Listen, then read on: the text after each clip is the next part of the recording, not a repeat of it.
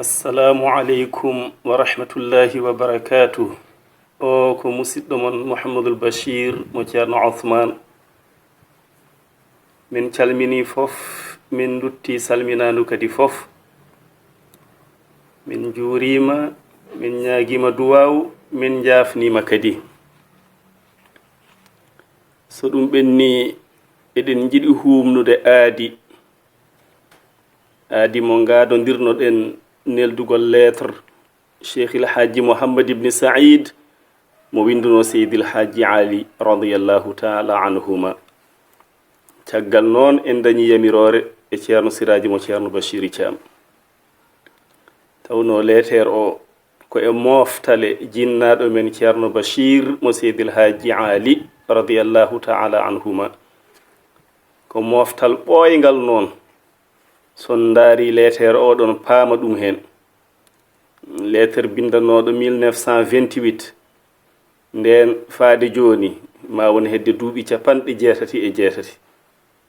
Lettre mo ganduɗa ko bindi jungo Cheikh El Hadji Mouhammad ibn Saïd mo winduno ceerno makko Seydi El Hadji Ali ñande fergo makko. Caggal noon o arino Madina Alhaji juurade Alhaji Ali o ruttitima Fuuta ɗaɓɓoyde yamirore e sakitore e ceerno Hamme Baba. O dañi nden yamirore o immi Fuuta o ari ha Kolda o windi lettre Cheikh El Hadji Ali omo andina on wonde Allah yottinimo ha Kolda. Ngol lawol kadi addimo ko fergo. O neldi lettere o wondude e sukaɓe ɓe ganduɗa ko ɓen dondino bagasuji makko. O neldi bagage o waddori hen lettere o fewde Seydi El Hadji Ali. Ɗum woni oɗo lettere jangen ɗum piren ɗum. O wi ko hadratu sayyidi wa sheikhi Alhaji Ali. Assalamu aleykum wa rahmatullahi wa barakatuh. Wa ba'd. Alhamdulillahi wasaltu Kolda ma'a salama. Wa ba'da al-istirahi biqalil ولو 3 أيام آتي إليكم ولو لي الخوف لما أمكث ولو أقل قليل لشدة حبي برؤيتكم ولكن أنتظر حتى أخابر أخانا تيرن عمر ووجدته محموما وهؤلاء الغلمان حملوا لي متاعي منذ مرساسهم إلى هنا ببركتكم وجزاك الله خيرا عني وجزاهم خيرا عني. أتيت على نيتنا المنوى في العام الماضي فلك لحمي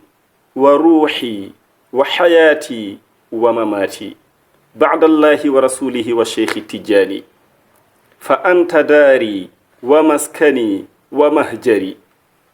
فأنا على ما أمرت غاية دهري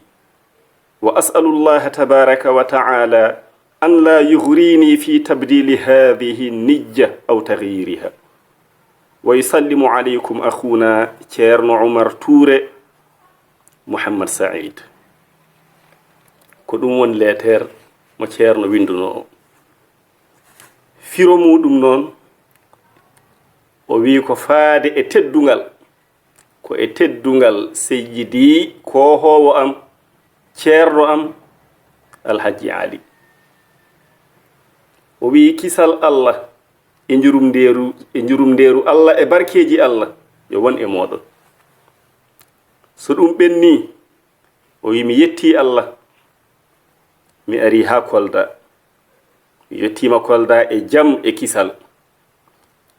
Caggal noon foftade mi seeɗa hayso balɗe 3 on saha mi yotto on to Madina Alhaji Ali. O wi hayso mboɗo wonda e kulol ko ñiiɓanmi ɗo ko balɗe 3 ɗe keewani ko ɗe seeɗa. O wi kono noon ɗe keewaɗe am sabi cattugol gilli am e yiidema.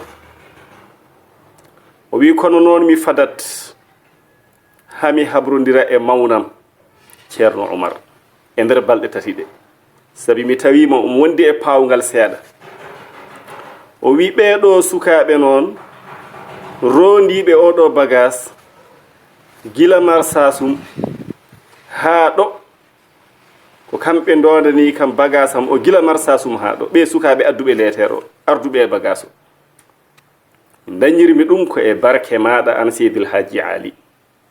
yo allah yoɓe moƴƴere ga am yo allah yoɓanamma moƴƴere yoɓaɓe moƴƴere kamɓe sukaaɓe ɓe allah yoɓanami ɓe moƴƴere o wi mi ari e anniya men ganniyanoɗo rowani ko kaldun en rowani wonde yomi fer e on anniya ngarmi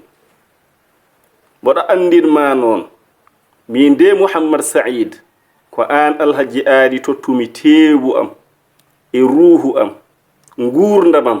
e maayde am fof ko an tottumi caggal noon Allah enelaaɗo Allah e Cheikh Tidiane caggal ɓeeɗo ko an tottumi teewu am ruuhu am nguurdam am e maayde am min de alhaji aali ko an woni galle am ko an woni hoɗordam ko an woni ferirde am kadi mboɗo heddi e kala ko jamirɗa kattude aduna am ko heddi e aduna am ko e yamirore ma keddimi mboɗo ñaago Allah noon tabaraka wa ta'ala wata Allah wurtam wossirade oɗo anniya walla waylidde oɗo anniya mo jogimi e ɓernda alhaji ali o wina salminma mawnam ceerno Oumar Touré ko Mouhammad Saïd windi oɗo lettre skey ko ɗum de wonno bindin lettere o alhaji ali jangi lettere o jaafoɗon on saha hade ojo o judde on saha mi arta e jaabuwol seydil haji ali no jaaborinomo e no jaɓɓorinomo seydi ba lettre o yetti seydil haji ali nde o jangi lettre o fadani balɗe tati Cheikh il Hadji Mouhammad ibn Saïd wi na fofto koldaɗe kanko no ɗen kewrimo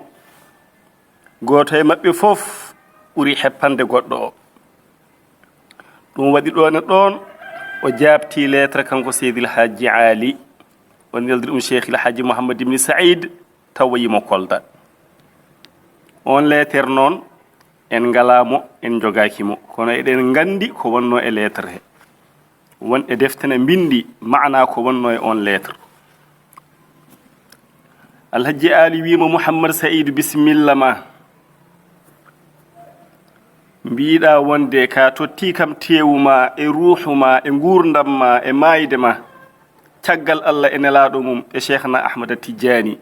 mbiɗa ko min alhaji ali woni galle ma woni hoɗorde ma woni ferirde ma mi wima marhaban bik wa ahlan bik wa sahlan mi wima bisimilla ma mbar milla ma toolima mi bismimama kono mi bismakima e kamako kamako woni diwan o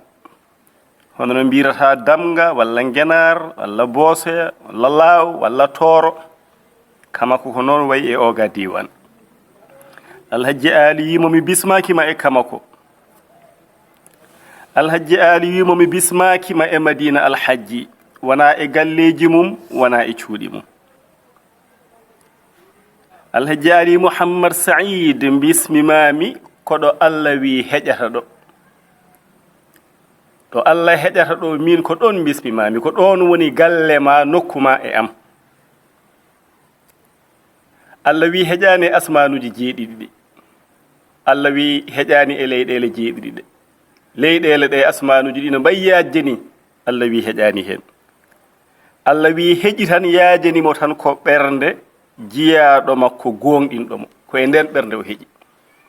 nden ɓernde noon ɗo Allah wi heƴi ɗo ko e nden ɓernde bismimami an Mouhammad Saïd koto nder ɓerdam tun jippinmami iskey oɗo koɗo e oɗo jatigi